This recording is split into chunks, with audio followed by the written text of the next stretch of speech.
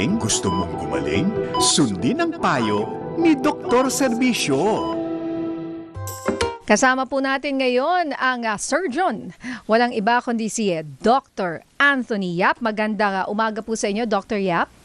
Good morning po, ma'am. Good morning, Doc. At ngayon po pag-uusapan nga po natin at to be specific po no, ang maaring common po sa mga Pilipino, colorectal cancer at mga common liver illnesses. At isa dyan, fatty liver Fatty disease. liver, oo Naku, nga. maraming may Madaming ganyan. May ganyan. Nakaka-relate dyan. Oo. Makinig na po kayo at magtanong 0919-278-3000. Ayan po ha. At syempre yung question of the day pala natin. Oo. Nakalimutan natin ha. Ano ang ginagawa mo para maging isang mabuting partner o kaibigan o asawa o girlfriend, boyfriend?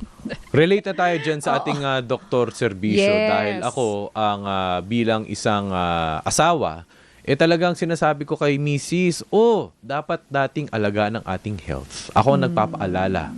Isa sa mga nagpapaalala always na, dapat magpa-check, 'di ba? Magpa-ultrasound, magpa-APE, 'di ba? Para syempre, healthy tayo para sa ating pamilya. Sorry, Doc. Bukod sa ating surgeon, kasi kasama rin natin mamaya ang psychiatrist and psychologist tungkol po sa mga relationships. Relationships. At eto, may nakasulat nga dito tungkol po sa iba't ibang issue like cheating, trust issues, and boundary setting. So if you have questions, 0919-278-3000. Okay, Alright. Doc. Ano ba ang pinaka-common na problema ngayon pagdating sa ating atay or liver? Well, when you talk about liver, maraming sakit sa atay. And isa sa mga concerns like what you have just mentioned, fatty liver, pero ang mas concerning talaga yung what we call as cirrhosis. Cirrhosis is a disease of the liver which is caused by several factors. For example, isa sa pinaka-common factor would be hepatitis B virus infection. Ang problem dito sa hepatitis B virus is it may enter your body but it will not present with any symptom at all. So, you may harbor that disease. Papasok siya sa atay, wala kang simptomas at all. Ang mga consequences nun pwedeng Long-term, Doc. Long-term. Opo. Pwedeng mag-develop ka ng antibody and then you can control the virus. Pero yung worst scenario is nandun siya sa loob ng atay, continuously 4 years, sinisira niya dahan-dahan yung atay. Nang hindi mo alam kasi wala Nang kang hindi mo sintomas. Yes. Doc, paano po natin ma-contract yung hepatitis B? Ano po ba yan? Oral? Hepatitis B, ang mode of contraction yan is, or transmission is, one, a blood transfusion. For those who are drug addicts, sharing of needles. It can also be transmitted by sexual transmission. And Mother to child. Yes, yes. Sa That's food, very Doc. And that's the most common because we don't want to, yung stigma na, kasi na-cover ko po yung Hepa B. Yeah. And I've covered people who unfortunately po passed away dahil sa Hepa B. And a lot of times, nakuha nila sa nanay nila nung sila ay ipinapanganak during birth. Yes. Paano po nakukuha yon? Well, natatransmit siya to the placenta. Kung halimbawa yung mother is infected with hepatitis B, pwedeng ma-infect yung child. And usually, supposed to be, dapat yung mother should have been treated so that hindi na na-transmit sa child. Kasi medyo pwedeng hindi maganda yung consequence. Ang difference between a child and an adult when you get the disease, when you get it when you are an adult, mas malaki yung chance na magkaroon ka ng antibody towards the virus. Pero when you get it as a child, hindi ba develop yung immune system So most of the time sila yung nag-represent ng chronic active hepatitis infection. Opo. Ang usually dalawang route yung pwedeng mangyari doon Pwedeng mauwi ka sa cirrhosis and then subsequently masira yung liver mo, maging liver failure, and then you will require liver transplant, or you will develop tumor, Opo. in particular to hepatocellular carcinoma. Opo. Dito po ba, Doc, sa Pilipinas, at least sa inyo pong practice and experience, yung ruta po bang yun, marami po ang naapektuhan nun? There was a study before, no, or conducted by one of our specialists na gastroenterologists, several authors, no. Sabi nila around 14% of Filipinos are infected with hepatitis B virus. Through The- that transmission? Pero iba-iba in po various ways. Ano na po, in various ways? Okay, In okay. various ways. Total na po yun. Kumbaga, opo. Yes, Opo. yes. Tapos, ang problema dito, this is what we call this silent killer. Opo. Supposed to be, the only way na you can detect it early is through active surveillance and screening. Kung meron sanang program yung government na lahat ng Pilipino ma-test yung every citizen for the infection, then we can easily identify kung sino yung mga kailangan i-treat immediately. Opo. Opo. May unfortunately marami sa mga kababayan natin they harbor the disease but they don't know, and they will only go to the hospital once they present with symptoms. Yun nga po eh. Advanced na. Yes. Advanced na pagdating ng magpa-check up ka. Yes. Opo, opo. Yun ang problema. Pag nag-present na sila ng symptoms, most of the time, medyo significant na yung damage. Opo. Pero dito po at least sa usaping cirrhosis, and perhaps baka po manganak na rin po itong usapin natin. Di ba po sa lifestyle, sa kinakain, smoking, ano pa po, yung mga usual po na siguro talagang risk factor para po sa health natin. Malaking factor din po ba ito? At sa mga ibang sakit na rin po, Doc? Okay. Anyway, isa sa mga topic naman is colon and rectal cancer. Opo. Well, when we talk about cancer or malignancy, what we have to consider is that malignancies are multifactorial. Meaning, di ba, mostly alam natin, pag naninigarilyo ka, mataas ang risk mo for malignancy. And that's true. Makikita mo yan in several studies. But actually, malignancy is not caused by a single factor only. You have to have an interplay of several factors. For example, meron kang genetic predisposition to develop malignancy. Kunwari, meron kang kamag-anak na merong cancer. Yung mga kamag-anak nun, mataas ang risk na magkaroon din ng subsequent malignancies or cancer. So, kung meron kang genetic predisposition and then you are exposed to triggers like smoking, pollution, stress, the food that you eat, then pwedeng yung combination of factors na yan would lead to development ng malignancy. Opo. Stress is Big factor din, Doc. yes, kasi ang theory dyan is when you are so stressed, it affects your immune system. And when you have a lower immune system, yon. Yung mga, if you will read the articles, you will see na, for example, patients with HIV, they are prone to develop Kaposi sarcoma. Ano po yun, Doc? It's a type of malignancy Opo. na common sa tumutubo yun sa mga immunosuppressed na Compromised. patient, immunodeficient. So that's one of the theory when you have stress. Opo, opo, opo. Kaya dapat Ayan. talaga, ang dami talagang ang dahilan ay stress. Tama, Kaya, tama. It's Opo. good. So, Doc, papaano ba yan? How do you deal with stress from a medical perspective? May gamot ba? Kasi minsan may mga, kaya may vitamin daw na pampawala ng stress. Minsan nakikita ko kesyo yung magnesium, ganito, ganyan. Ano po ba ang inyong advice dyan? Okay.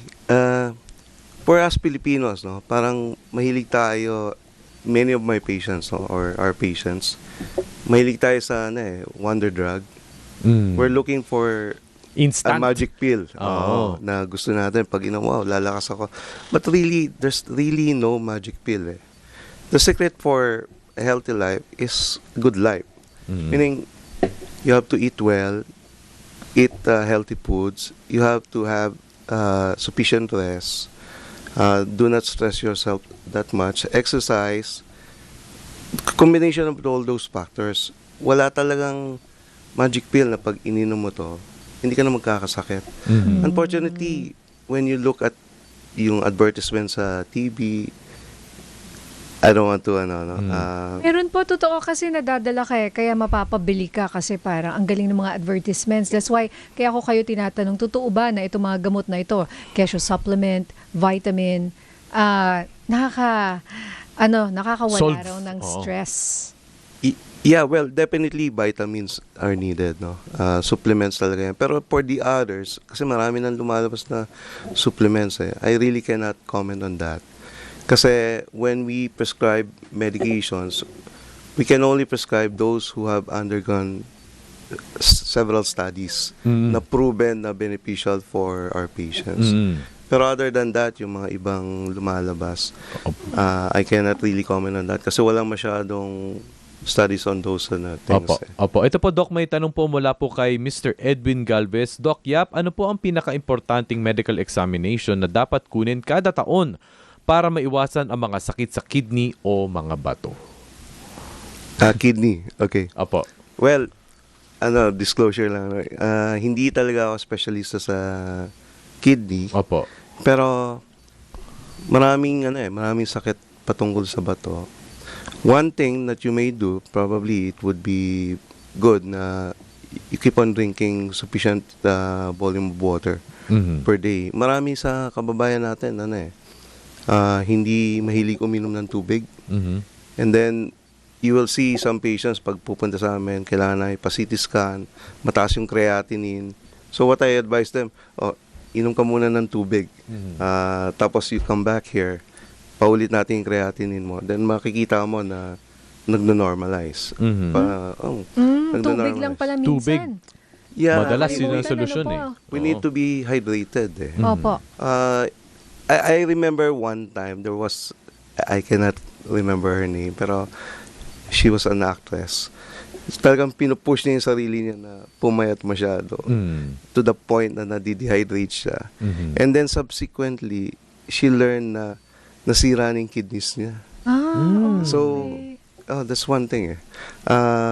You have to keep your body hydrated kasi it will really affect the kidney. But of course, there's so many factors na pwede mag-cause ng kidney diseases. More specifically yung diabetes. Diabetes is one of the major causes of kidney problems. Most of the time, those patients with diabetes will ultimately lead to dialysis. Yeah. Opo. And what about test for liver, Doc? Ano ba yung mga exams para malaman, kung healthy ba ang kanyang liver, or baka naman meron siyang fatty liver, or baka naman meron siyang liver cirrhosis? Okay, for liver, again, wala siya talagang symptoms. Depende kung ano yung hinahanap mo na test. Pero, one, you may want to request for liver enzymes like AST and ALT. Pag elevated yon, makikita mo, the next thing that you have to do is to look for the reason. Bakit siya elevated? It can be a fatty liver. You may have the infection, viral, hepatitis B, hepatitis C. You can be an alcoholic. So, there are so many things. So, after makita mong elevated yung enzymes mo, then you look for the cause. And looking for the cause would require several tests. Depende kung ano talaga yung sakit ng patient. Like, eto, may mga causes na hindi common. I had a patient before na marami sa pamilya niya na unfortunately they succumb to liver problem, no? Eventually, we discovered na meron pala siyang hereditary disease na natatransmit, and it runs to the family. So we just learned it subsequently. Yeah, there are diseases Namana. Namana. Yes, Like what? Anong namamana sa liver? Aside from cancer, I guess, liver cancer, namamana rin po ba? At least for that specific case, Doc. Yeah, pwedeng mamana yung mga cancer. Yung pag meron kang kamag-anak na merong cancer, pwedeng may chance na matransmit sa yung genes so that you are prone to develop malignancy. When you look at our articles, makikita nyo na one of the risk factor for development of malignancy is history of malignancy in the family. So that's possible. So just like for colon and rectal cancer, pag meron kayong kamag-anak na merong colon and rectal cancer, the relatives of those patients are advised to undergo screening and surveillance using colonoscopy. Merong protocols to do that. And it's already proven when you do that, you parang better yung outcome. If in case that the relatives will develop malignancy. Kasi nowadays, well, even before, no, lahat naman ng sakit like malignancy, treatable naman siya as long as na makatch mo early. So ang trend ngayon, ang mode ngayon is more on aggressive detection. Opo. So what we want is to catch these diseases early so that we can treat them early. And most of the time, the prognosis is good. Basta maaga. Basta maaga. Ito may question, Doc, sabi ni Malis. Excuse me, Okay. globulin, tungkol sa globulin. Okay. No? Globulin. If glow po ang globulin, ano po ang rason or sakit meron ng isang tao? Well, globulin alone may not tell anything. There should be some other things that you have to look for. Kung sometimes pag medyo may findings sa laboratories, what we usually do is we repeat the tests. And marami kasi minsan lab error or hindi sufficient yung may mga laboratories na kailangan magano hindi ka kakain for 6 hours, 8 hours. Opo. Pag kumain ka, pwedeng elevated yon. Mahirap sabihin kung anong meron sakit kung mababa yung globulin. So, pwedeng iba-iba? Yes. There should be... Or mali? Yeah, very mali. Oo, And there should opo. be some other symptoms Opo. or Okay. Si Alexander Pedro po, ask ko lang, ano pong specific and fastest lab test for detection ng Hepa B? Well, kung hepatitis B infection, kailangan mo magpa-request ng hepatitis B profile. When you go to the doctor, they can give you the series of tests. So, is it a blood test? Yes, it is a blood test. Kuna ka ng blood, check kung meron kang antigen for hepatitis B, antibody, and all those things. Medyo maraming panel ho yan. Oo, actually, naalala ko dahil sa interview sa Hepa B at kesyo napapasa ng nanay sa anak, nagpa-test rin nga ako niyan. Para malaman mo lang kasi hindi porket may Hepa B yung nanay ay maipapasa niya. Kasi pag nalaman ng mga doktor, may prevention rin naman yan. Kasi nga, sabi niyo nga, hindi nalalaman. Imagine yung iba nalaman nila na may Hepa B sila. 30 years old na sila. All this time, yung pala may Hepa B Yun sila. nga. Oo. Tapos pwede ka pang makahawa.